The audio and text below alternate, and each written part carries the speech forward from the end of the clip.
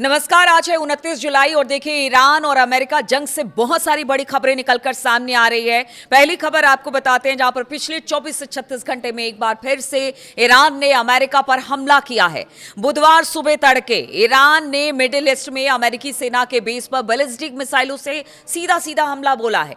Iran ने यह हमला ऐसे समय में किया है जब पिछले सप्ताह के आखिर में ट्रंप ने तेहरान के खिलाफ मिलिट्री ऑपरेशन रोकने का फैसला किया था। देखिए, अमेरिकी ऑपरेशन रोके जाने के बाद ये ईरान का पहला सीधा बैलिस्टिक हमला अमेरिकी बेस पर बताया जा रहा है। अगर सेंट्रल कमांड की माने तो सेंट्रल कमांड ने मंगलवार यानी अमेरिकी समय अनुसार एक सोशल मीडिया पोस्ट किया जिसमें उन्होंने लिखा है कि आज शाम 5:45 पर इस्लामिक रिवॉल्यूशनरी गार्ड कॉर्प्स यानी IRGC की सेना ने मिडिल ईस्ट में तैनात अमेरिकी सेना के अड्डे पर अचानक से हमले की कोशिश की है।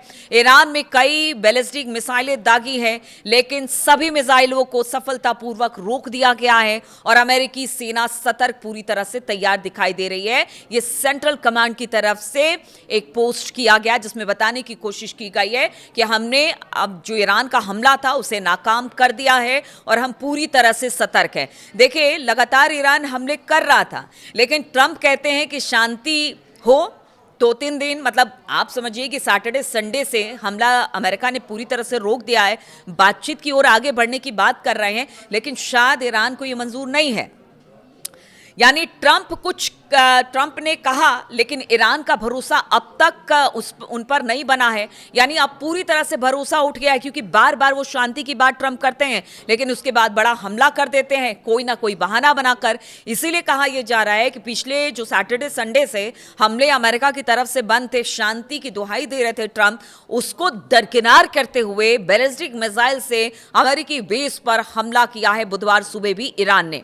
इधर ईरानी विदेश मंत्रालय के प्रवक्ता इस्माइल बगई ने ट्रंप की बात का खंडन किया है और उन्होंने कहा है कि हमारी किसी तरह की कोई बातचीत ट्रंप से नहीं हुई है। यानी ट्रंप की शांति की कूटनीतिक कोशिश को ईरान ने नाटक बता दिया है और उसे सिरे से खारिज कर दिया है। यानी बातचीत नहीं हो रही है। वो क्या कर रहे हैं हम नहीं जानते, हम जो कर रहे हैं वो हमें पता है। ईरान ने ये बता दिया है और इसी वजह से कहा जा रहा है कि ये जो 4-5 दिन में थोड़ी सी शांति लग रही थी, उस शांति और उस अमेरिका की बातों पर ईरान को भरोसा नहीं है। अगर हॉर्मूज की बात की जाए तो हॉर्मूज पर ईरान अपनी शर्तों पर पीछे हटने को बिल्कुल तैयार नहीं है। वो अब भी अपनी बातों पर अड़ा हुआ है। यानी ईरान अब भी यही कह रहा है कि हॉर्मूज स्ट्रेट से गुजरने वाले जहाजों को उससे अनुमति लेनी होगी और इसके लिए वो सुविधा शुल्क लेगा, तो वो अपनी बात पर अड़ा हुआ है। वही अमेरिका का कहना है कि हॉर्मूज स्ट्रेट एक अंतर्राष्ट्रीय जलमार्ग है और इसे किसी के नियंत्रण में नहीं होने देना चाहिए या नहीं होना चाहिए, और इसी को लेकर वो बार बार हमले कर रहा है। हालांकि देखिए, बहुत सारी बातचीत को लेकर इजराइल और अमेरिका ने ईरान पर हमला किया था, लेकिन अब मतलब सेंटर में सिर्फ हॉर्मूज का मुद्दा अभी दिख रहा है, जिसको लेकर बार बार एक दूसरे से टकरा रहे हैं ईरान और अमेरिका। यानी बात घूम फिर कर वहीं आ जाती है कि अमेरिका कहता है कि आप हॉर्मूज छोड़िए, ईरान कहता है हॉर्मूज छोड़ेंगे नहीं, यह हमारा अधिकार है। इधर अगर इजराइल के प्रधानमंत्री की बात की जाए तो अब ट्रंप के साथ इनकी मुलाकात हुई है और ये मुलाकात बहुत मायने में अहम मानी जा रही है, क्योंकि जब ये दोनों मिलते हैं यानी ट्रंप और नेतन्याहू मिलते हैं तो कोई ना कोई ऐसी बात जरूर होती है जो कि ईरान के लिए अच्छी नहीं मानी जाती है।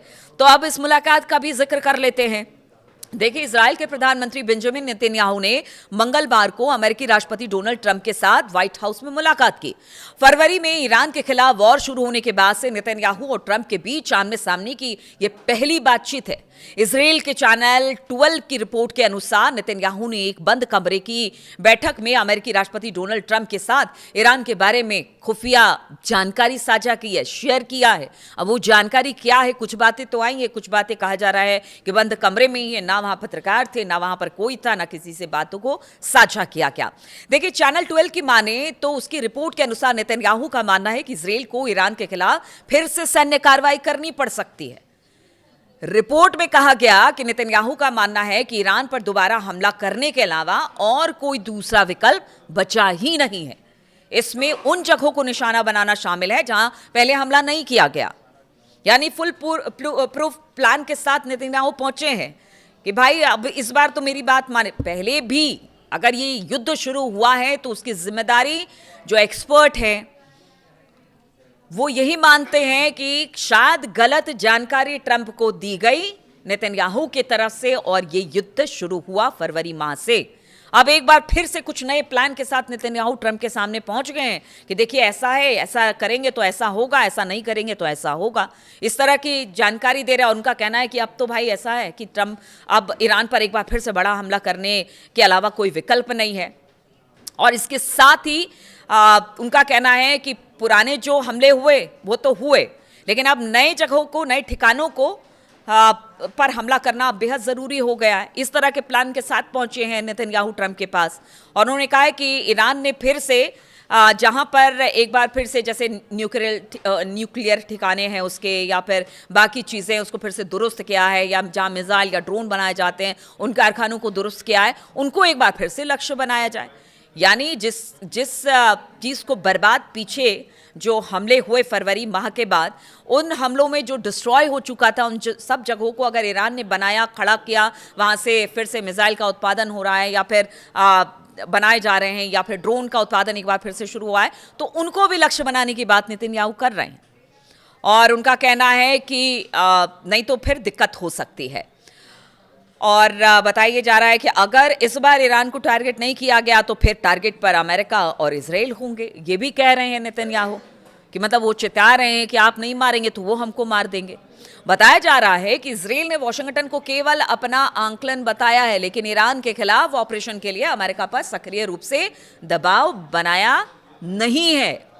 आप इस लाइन को समझिए। वो कह रहे हैं हम सिर्फ इनपुट दे रहे हैं आपको कि वहाँ क्या चल रहा है, लेकिन किसी तरह का दबाव नहीं है। अमेरिका चाहे तो लड़े, नहीं चाहे तो ना लड़े। मतलब एक बार फिर से वही स्थिति, फरवरी वाली स्थिति बनती दिखाई दे रही है। अब इस लाइन का आपको मतलब समझना होगा और जो एक्सपर्ट है वो भी समझने की कोशिश कर रहे हैं कि क्या एक बार फिर से नेतन्याहू ट्रंप को ये उकसाने और बताने की कोशिश कर रहे हैं कि अब छोड़िए आप बातचीत, उसको करिए दरकिनार और कीजिए बड़ा हमला। और साथ ही ये भी कह रहे हैं कि हम तो सिर्फ आपको बता रहे हैं कि वहाँ के हालात क्या हैं, हम ये नहीं कह रहे कि आप हमला करें। तो इजराइल के एक अधिकारी ने चैनल 12 से कहा कि हम एक अहम दौर में हैं। राष्ट्रपति ट्रंप जल्द ही तय करेंगे कि आगे क्या करना है। हम उन पर दबाव नहीं डाल रहे हैं, लेकिन हम सच्चाई से मुंह नहीं मोड़ सकते हैं।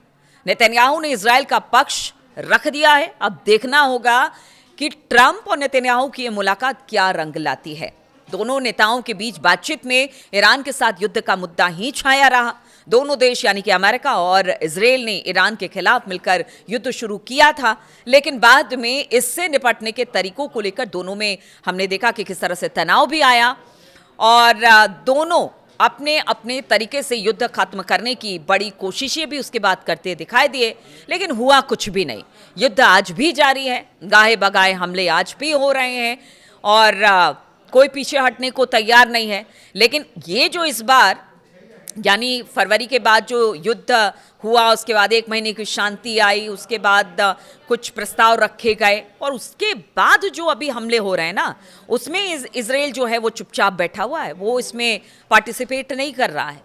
इसीलिए कहते हैं ना कि चुल्ल मची रहती है कि आपको कि भाई हम तो तैयार हैं, हम कैसे युद्ध में ना लड़े, ये हो नहीं सकता है। इसलिए वो पहुंच गए ट्रंप के पास और बताया जा रहा है कि इस बार जो अगर लड़ाई होगी तो ईरान के खिलाफ अमेरिका और इजराइल दोनों एक बार फिर से शामिल होंगे, ऐसा भी कयास लगाया जा रहा है। हालांकि इसको तो छोड़ देना चाहिए कि अब इन दोनों की बातचीत के बाद क्या कुछ निकल कर आता है। हालांकि दोनों देशों के नेता एक बार फिर से तमाम तल्खियों के बावजूद तालमेल बिठाने की इस बार कोशिश कर रहे हैं। मंगलवार को ट्रंप से बातचीत के बाद नेतन्याहू ने इसे बेहतरीन और अब तक की सबसे अच्छी मुलाकात बताया है। वहीं व्हाइट हाउस ने बातचीत को सार्थक, सकारात्मक बताया। खास बात यह रही कि ये बैठक ओवल ऑफिस में बंद दरवाजों के पीछे हुआ और यहाँ पर कोई भी नहीं था, ना किसी को बुलाया गया था। बड़ी गुपचुप तरीके से बातचीत हुई है, कोई प्रेस कॉन्फ्रेंस इसको लेकर नहीं की गई बाद में। यानी बहुत शांतिपूर्ण तरीके से दोनों की मुलाकात हुई है। जैसा मैं कल कह रही थी कि देखिए मुलाकात तो होती है, शांति बहुत होती है, लेकिन शांति के पीछे का तूफान, इसी को देखना ज़रूरी है। एक और खबर आपको बताते हैं। एक तरफ तो डोनाल्ड ट्रंप के सीजफायर के बीच ईरान ने खाड़ी में अमेरिका के सैन्य ठिकानों पर हमला कर दिया, तो दूसरी तरफ सऊदी अरब के सब्र का बांध भी अब टूट गया है। देखिए, इस पूरे रीजन में इस वक्त तबाही ही तबाही दिखाई दे रही है। अस्थिरता अपने पूरे चरम पर है। सऊदी अरब के रक्षा मंत्रालय की तरफ से बताया गया कि बुधवार 29 जुलाई को उसने अमेरिका के साथ मिलकर इराक में ईरान के समर्थित मिलिशिया ठिकानों पर हवाई हमले किए हैं। मंत्रालय के मुताबिक इन समूहों का संबंध सऊदी अरब की तेल सुविधाओं पर हुए हमले से था। इससे पहले सऊदी रक्षा मंत्रालय ने कहा कि उसने इराक से उड़ाए गए कई ड्रोन को रास्ते में ही मार गिराया। ये ड्रोन पूर्वी सऊदी अरब के तेल सुविधाओं को निशाना बनाने के लिए भेजे गए थे। एक अलग बयान में अमेरिकी सेंट्रल कमांड यानी सेंटकॉम ने कहा कि अमेरिका और सऊदी अरब के लड़ाकू विमानों ने पूर्वी इराक में कई आतंकवादी ठिकानों, हथियारों, गोदामों, सामान पहुंचाने वाले ठिकानों पर जबरदस्त हमले किए हैं। यह कार्रवाई लगातार हो रही है। ड्रोन हमलों के जवाब में की गई सऊदी रक्षा मंत्रालय ने कहा कि सऊदी अरब तनाव बढ़ाना चाहता नहीं है, लेकिन उनके खिलाफ होने वाले किसी भी हमले का जवाब वो जरूर देगा। वहीं अमेरिकी सेंटकॉम ने सोशल मीडिया प्लेटफॉर्म एक्स पर कहा कि इन हमलों में उन समूहों को निशाना बनाया गया जिन्हें ईरान की इस्लामिक रिवोल्यूशनरी गार्ड कॉर्प्स यानी IRGC अमेरिका की सेना और सऊदी अरब की ऊर्जा सुविधाओं पर हमला करने के लिए निर्देश दे रही है। सेंटकॉम ने कहा कि पिछले 72 घंटे में IRGC के निर्देश पर 30 से ज्यादा ड्रोन हमले किए गए यानी सऊदी अरब पर, और इसके जवाब में अमेरिका और सऊदी अरब के लड़ाकू विमानों ने पूर्वी इराक में कई आतंकवादी ठिकानों, हथियारों के गोदामों और सामान पहुंचाने वाले ठिकानों पर हमले किए हैं। तो ये अब एक अलग मोर्चा खुला हुआ है। यहाँ अलग एक दूसरे पर हुती और सऊदी अरब की तरफ से हमले हो रहे हैं, या बाकी मिलिशिया ग्रुप जो ईरान के हैं उनकी तरफ से हमले हो रहे हैं। यानी यहाँ पर भी अशांति अपने चरम पर धीरे धीरे करके आगे बढ़ रही है। अब देखिए, अब ऐसे में अब लगता नहीं है कि यहाँ फिलहाल शांति होगी। इधर नेतन्याहू की मुलाकात, इधर हुती और सऊदी अरब भिड़े हुए हैं, और अरब मुल्कों को तो इसमें जितना नुकसान हो रहा है उसकी तो आप सोच ही नहीं सकते हैं। आज जो नुकसान हो रहा है, आज अगर गैस या फिर किसी रिफाइनरी पर अगर हमला किया जाता है अरब मुल्कों के किसी इस पर, तो वो सिर्फ आज की दिक्कत नहीं है, वो लंबे समय तक वो दिक्कत चलेगी। और इसीलिए दुनिया सहमी हुई है कि भाई साहब, यहाँ से तो अब अपनी अपनी हितों को किनारे रखिए, दुनिया के हित को ध्यान में रखते हुए जो तमाम फैसले हैं उसे लीजिए। अब देखना होगा आगे क्या होता है। तमाम खबर पर मेरी नज़र बनी हुई है। लगातार अपडेट्स के साथ आपके साथ उपस्थित होती रहूंगी, आपके साथ जुड़ती रहूंगी। फिलहाल बहुत बहुत शुक्रिया मेरे साथ इस वीडियो में शामिल होने के लिए, और अपना कमेंट्स ज़रूर कीजिएगा। आप लोग कहते हैं कि कमेंट्स का जवाब नहीं देती है, मैं पढ़ती सब कमेंट्स हूँ, आप देखिएगा उसका जवाब भी देने की कोशिश करती हूँ, लेकिन आपके फीडबैक का इंतज़ार रहेगा।